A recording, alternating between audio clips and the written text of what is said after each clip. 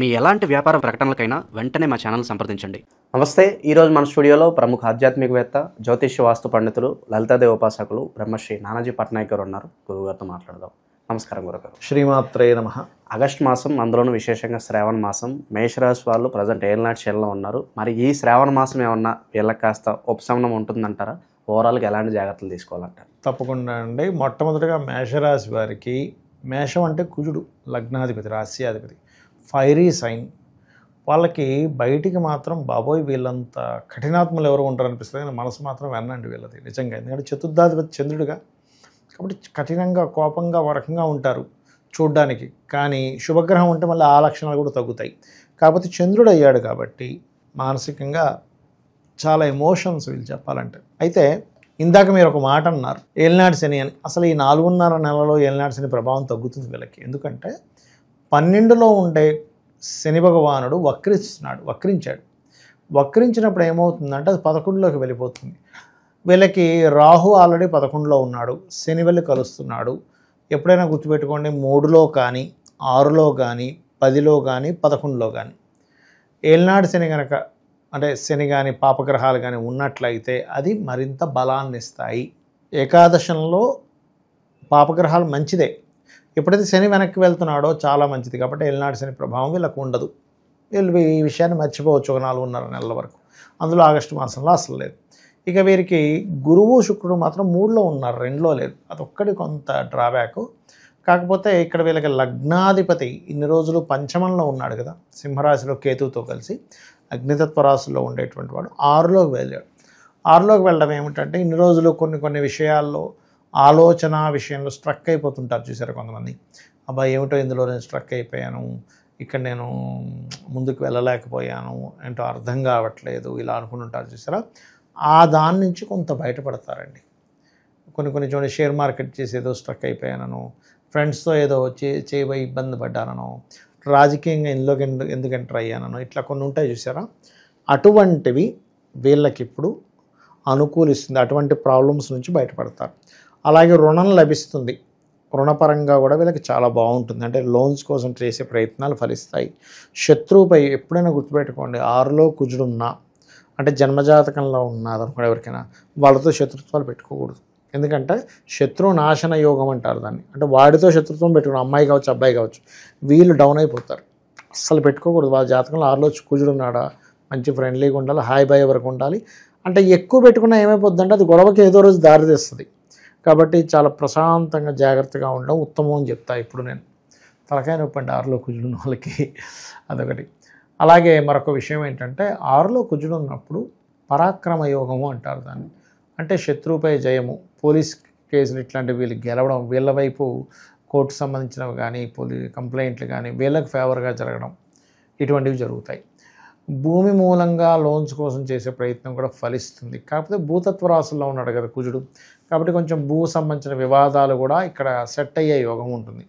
కాకపోతే గొడవలా కాకుండా కొంచెం 3లో గురువు శుక్రుడు ఉన్నారు కాబట్టి కొంతమంది పెద్దవాళ్ళ సమక్షంలో పెట్టి కొంత మాట్లాడుకున్నట్లయితే ఇప్పుడున్నటువంటి గొడవలు, ఘర్షణలు అన్నీ కూడా క్లియర్ అవుతాయి.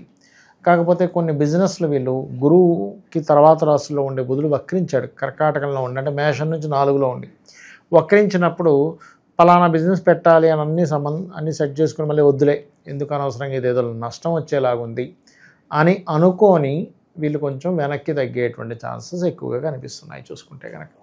సో ఇటువంటివి బలంగా చూపిస్తున్నాయి.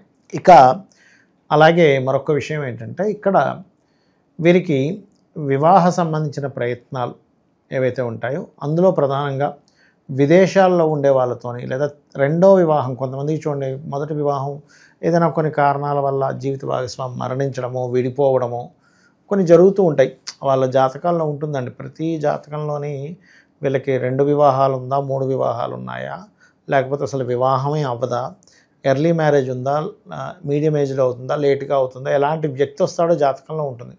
అలా ఒక్కొక్కసారి పాపం విడిపోయే యోగాలు ఉన్నప్పుడు ఈ సమయం సప్తమాధిపతి ఎప్పుడైతే భాగ్యాధిపతితో కలిసి 3లో ఉన్నాడో, సెకండ్ మ్యారేజ్ కోసం ప్రయత్నం చేసేటువంటి వారికి మొదటి 3 వారాలు చాలా బాగా కలిసి వస్తుంది. 21వ తేదీ వరకు 3 వారాలు అంటే ఓకే, ఇది చాలా అనుకూలంగా ఉంది చెప్పాలంటే. అన్నదమ్ములతోని సహకారము, ఏదైనా ఒక గతంలో ఎప్పటి నుంచో ఈ ఈ అగ్రిమెంట్ అయితే బాగున్నాం, ఈ సంబంధం కుదిరితే బాగున్నాం, ఇక్కడికి వెళ్ళి ఈ ప్రయత్నం సక్సెస్ అయితే బాగుండు అనుకునేటువంటి వారికి ఇది బాగుంది చెప్పాలంటే ఇప్పుడున్నటువంటి గ్రహస్థితి.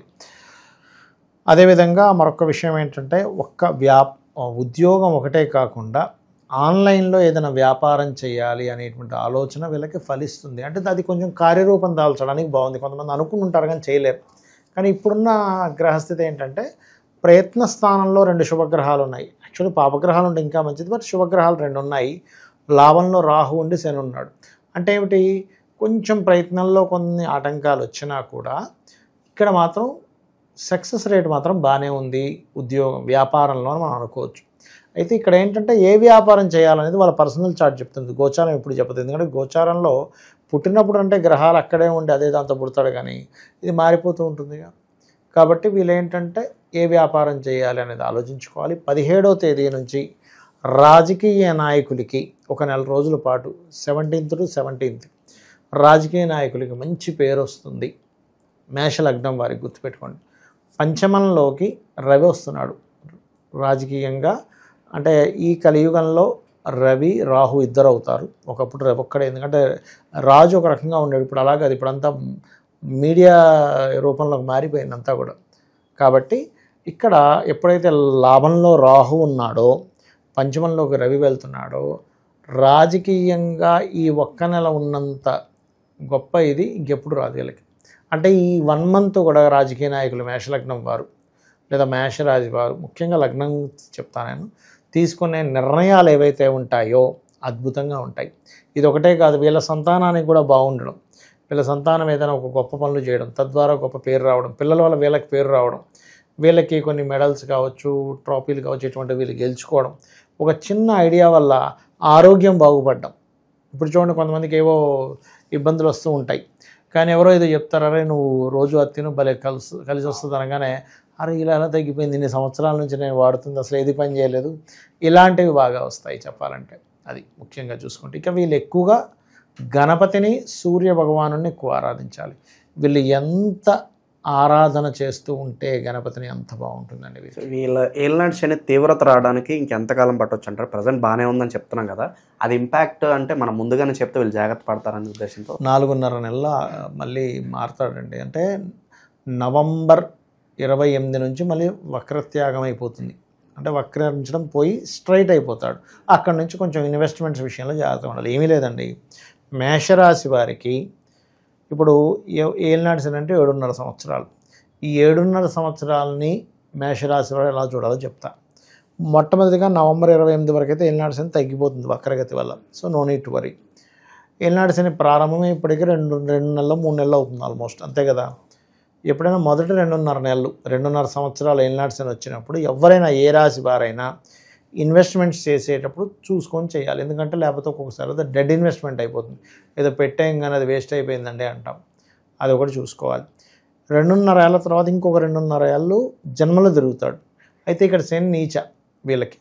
అందుకని వీళ్ళు కొంచెం ఉద్యోగం విషయంలోని అనవసరంగా మారిపోతున్నామా చూసుకోవాలి. తొందరపడి మారిపోతూ ఉంటాం ఉద్యోగ విషయంలో, నిర్ణయాలు కూడా త్వరగా తీసుకుంటాం. ఆరోగ్య విషయాల్లో కొన్ని నిర్ణయాలు కూడా త్వరగా తీసుకుంటాం. కొన్ని విషయాల్లో పోస్ట్పోన్ చేస్తూ ఉంటాం బద్ధకాన్ని వదిలేయాలి. ఎందుకంటే ఏళ్ళనాటి శని ఎలా ఉంటుందంటే, నువ్వు బద్ధకిస్తున్నా కొద్దీ తల మీద బరువు పెరుగుతున్నట్టుగా ఉంటుంది లైఫ్. కాబట్టి రేపటి పని ఈరోజు చేస్తాను అనుకోవాలి.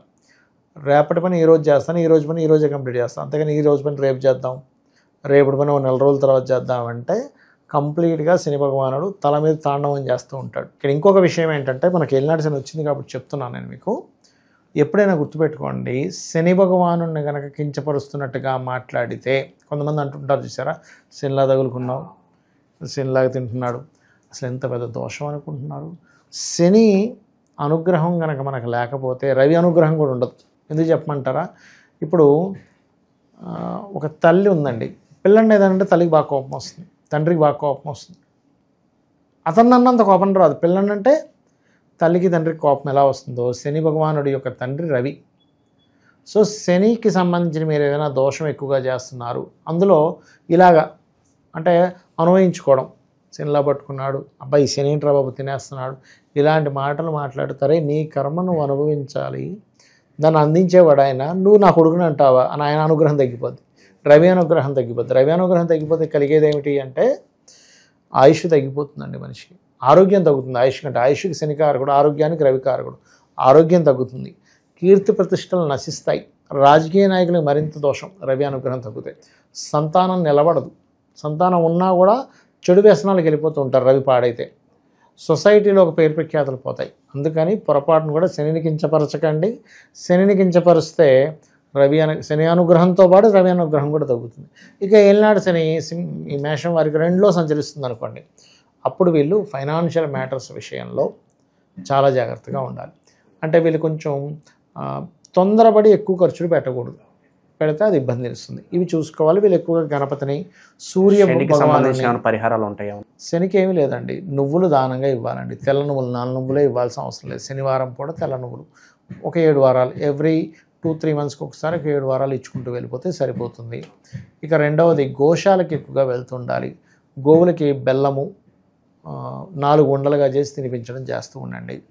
ఇక మరొక విషయం ఏంటంటే కింద వాళ్ళు ఉంటారు కదా, వీళ్ళకంటే వాళ్ళకి ఏదైనా తినడానికి ఇవ్వడం, వాళ్ళ పిల్లలకి ఏదైనా ఒక ఫ్రూటో ఏదో ఇవ్వడం. మెయిన్గా పెద్దవాళ్ళకంటే పిల్లలకి ఇస్తే పెద్దవాళ్ళు బాగా ఆనందిస్తారు. అలాంటివి చేస్తూ కాస్త బద్ధకం వదిలేసి పోస్ట్పోన్ చేయకుండా, మధ్యాహ్నం పూట నిద్రపోకుండా ఎక్కువ కష్టపడటము, ఎక్సర్సైజ్ చేయడము, వాకింగ్ చేయడం చేస్తూ ఉంటే మనకి 100% శని అనుగ్రహం కలుగుతుంది. దీంతోపాటు సూర్య అనుగ్రహం మనం పొందాలంటే మనము సూర్య నమస్కారాలు చేసుకోవడము, ఆదిత్య హృదయ పఠనం చదవడము, సూర్యభగవానుడికి అర్ఘ్యం వదలడం చేస్తే శనిరవులు ఇద్దరు తండ్రి కొడుకులు కాబట్టి ఖచ్చితంగా వీళ్ళకి అనుగ్రహం కలుగుతుంది. సో మేషరాశి వాళ్ళకి మంచి బూస్టింగ్ ప్రొవైడ్ చేశారు. అలాగే భవిష్యత్తులో ఏలినాటి శనిని ఎలా ఎదుర్కోవాలో సో మంచిగా దిశానిర్దేశం చేశారు. ధన్యవాదాలు. శ్రీమాత్రే నమః. అయ్యా